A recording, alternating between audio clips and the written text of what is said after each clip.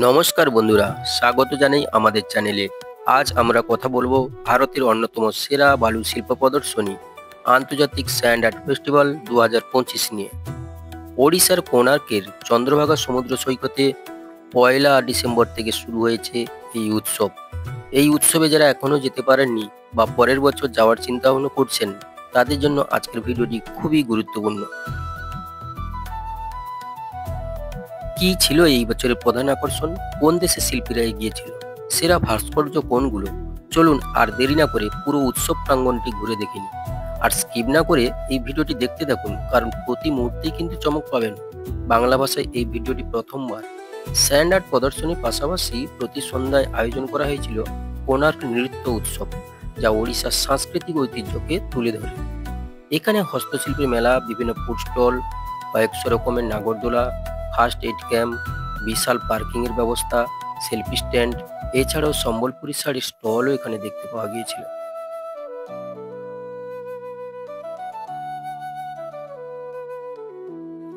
আপনি যদি আগামী বছর যান এই ফেস্টিভ্যালে বা যাওয়ার পরিকল্পনা করে থাকেন, তবে কয়েকটি বিষয় মনে রাখবেন। উৎসবটি সাধারণত ডিসেম্বরের প্রথম সপ্তাহে শুরু হয় এবং সম্পূর্ণ বিনামূল্যে প্রবেশ, ক্যামেরা নিষিদ্ধ নয়, তাই আপনার বাজেট শুধু থাকা, খাওয়া ও যাতায়াতের জন্য লাগবে। ভুবনেশ্বর বিমানবন্দর বা পুরী থেকে কোনো টোটো অথবা অটো বা বাস ধরে পৌঁছানো যায় এই জায়গাতে। সময় লাগে প্রায় 1 ঘন্টা।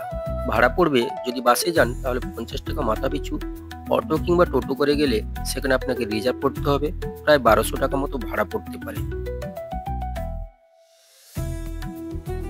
ইন্টারন্যাশনাল কোণার্ক স্যান্ড ফেস্টিভ্যালে পৃথিবীর বিভিন্ন জায়গা থেকে আসা শিল্পীরা এখানে তাদের ভাস্কর্য তৈরি করে থাকে। তাই আপনারা যারা ডিসেম্বর মাসে বেড়াতে আসবেন পুরীতে, তারা অবশ্যই মনে রাখবেন এই ফেস্টিভ্যালটাকে তারা মিস যেন না করে।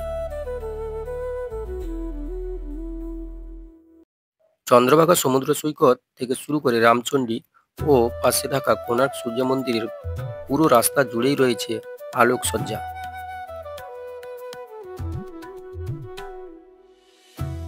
এবং এখানে যে ফেস্টিভ্যাল ব্যবস্থা রয়েছে তা অত্যন্ত সুন্দর, ইন্টারন্যাশনাল মাফিক এখানে তৈরি করা হয়েছে।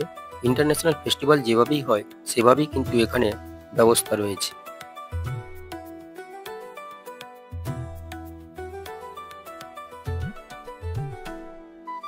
এবার আমি চলে যাব স্যান্ড আর্ট ফেস্টিভ্যালের মূল বিষয়বস্তুর দিকে, কারণ স্যান্ড আর্ট ফেস্টিভ্যালের মূল বিষয়বস্তু কিন্তু বালির ভাস্কর্য। একদম শুরুতে থাকা ভাস্কর্যটি তৈরি করেছে রাশিয়ান শিল্পী। অসাধারণ সূক্ষ্ম কাজ আপনি দেখতে পাবেন এই শিল্পীর মধ্যে। দিনের বেলা দেখাই কিন্তু ভালো, কারণ এটি একটি অত্যন্ত শক্তিশালী কাজ। আবেগ ও সংবেদনশীলতার পূর্ণ মিশ্রণ রয়েছে এখানে। এরপর চলে যাব পর্তুগালের শিল্পীর দিকে। তিনার কারুকার্য অসাধারণ, আমি দেখে তো অভিভূত। স্কিপ না করে তাই আপনিও মনোযোগ দিয়ে দেখতে থাকুন, তাহলে বুঝতে পারবেন কি অসাধারণ সব কারুকার্য। এবং স্পেনের শিল্পী জ্যাভিয়ের ভাবনার মিশ্রিত ফল এটা। এরপর চলে যাচ্ছি শ্রীলঙ্কা ও জাপানের যৌথ উদ্যোগে তৈরি করা একটি ভাস্কর্য, যা আপনার মনে অবশ্যই দাগ কেটে যাবে।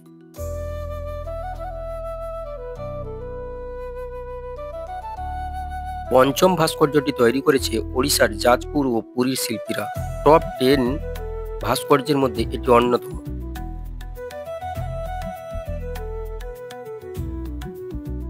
এছাড়াও উত্তরপ্রদেশ, রাজস্থান, পশ্চিমবঙ্গ থেকে আসা বিভিন্ন শিল্পীরা তাদের অসাধারণ ভাস্কর্য সব তৈরি করে এখানে দেখিয়েছে।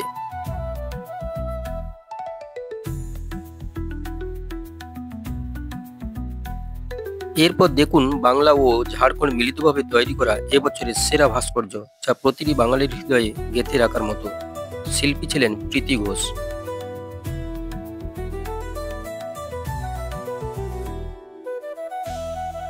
ওড়িশার বালাসোর, কটক, বালেশ্বর, জলেশ্বর, এছাড়াও রয়েছে যাজপুরের বিভিন্ন ধরনের শিল্পীরা।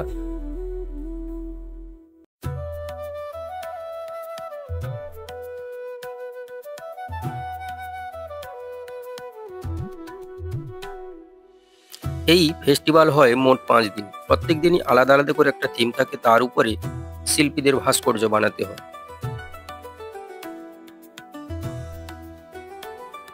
আয়োজকরা শিল্পকলার ক্ষেত্রে অভিজ্ঞ ব্যক্তিদের নিয়ে তৈরি করে জুরি বোর্ড, আর তার দ্বারা প্রত্যেক দিনই কিন্তু পয়েন্ট দেওয়া হয়।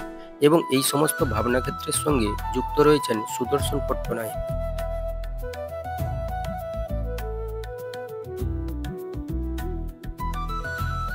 সবকটি দিনের কাজ মিলিয়ে যা পয়েন্ট হয় তার ভিত্তিতে প্রথম, দ্বিতীয় ও তৃতীয় ঘোষণা হয়। পুরস্কার মূল্য থেকে প্রায় 1 লক্ষ টাকা এবং একটি ইন্টারন্যাশনাল সার্টিফিকেট।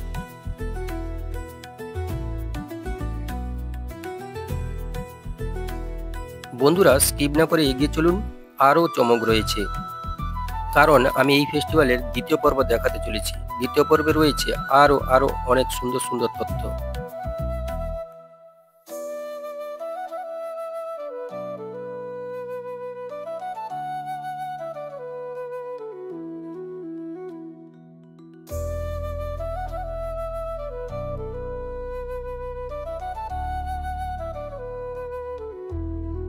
চন্দ্রভাগা সমুদ্র সৈকত থেকে একটু এগিয়ে গেলে কোণার্ক সূর্য মন্দির যেখানে রয়েছে তার ঠিক আগের পার্কিং জায়গাতে ওখানেই হচ্ছে দ্বিতীয় পর্বের মেলা, যেখানে গেলে আপনি দেখতে পাবেন বিভিন্ন ধরনের শাড়ির স্টল রয়েছে। এছাড়া রয়েছে প্রচুর নাগরদোলা, জুতোর দোকান থেকে খাবারের দোকান, সমস্ত কিছু ওখানেই মিলে যাবে। এত বড় এরিয়া জুড়ে এই মেলাটি হচ্ছে, আপনি কল্পনাও করতে পারবেন না। আর আপনারা যারা পুরী আসছেন তাদের জন্য তো এটা সুখবর। আগামী বছর এলে অবশ্যই ডিসেম্বর মাসের প্রথম সপ্তাহে আসুন এবং এই মেলাটিকে পরিদর্শন করুন।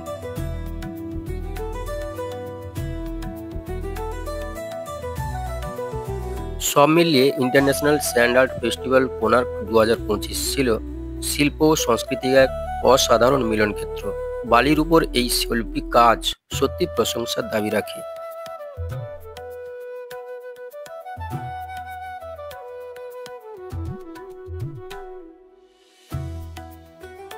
এই ফেস্টিভ্যাল নিয়ে আপনার কোনো প্রশ্ন থাকলে বা আপনার প্রিয় ভাস্কর্য কোনটি তা নিয়ে কমেন্ট করতে অবশ্যই ভুল করবেন না।